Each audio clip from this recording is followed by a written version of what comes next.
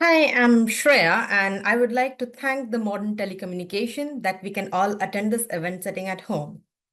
But do you remember using the very first model of telephone from the 19th century? Of course not. None of us were even born back then. And now our lightweight smartphones look nothing like the clunky old machine. However, with great record keeping, we at least know what the early prototypes of telecommunication looked like. Now, think about the complex cells that make us. There are so many different kinds of cells that have evolved over time, but we don't really know much about the molecular events that led to the origin of life on Earth. There aren't many records of primitive cells, so at this point, scientists can only make an educated guess to make prototypes of early cells or protocells. These protocells are made of simple molecules and share similarities to real cells by exhibiting some basic lifelike features such as growth, fusion, division, and death. As we know, nature has its whimsical way of working, and sometimes it is so hard to preserve biological function of certain molecules. This is where my research becomes necessary. I assembled lipids to form a bilayer.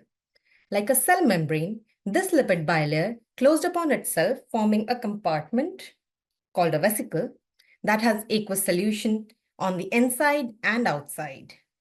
Then I introduced some complexity by integrating proteins. I quantified the membrane-protein interactions and the protein functions to show that even though it's a completely synthetic system, the proteins still work like they do in their native environment. Most of my colleagues working in synthetic biology spend their days trying to copy some aspect of a real cell. As of now, we have achieved successful mimics of cytoskeleton using DNA origami, cell division using just one protein, cell fusion using electrostatic charges, and many more.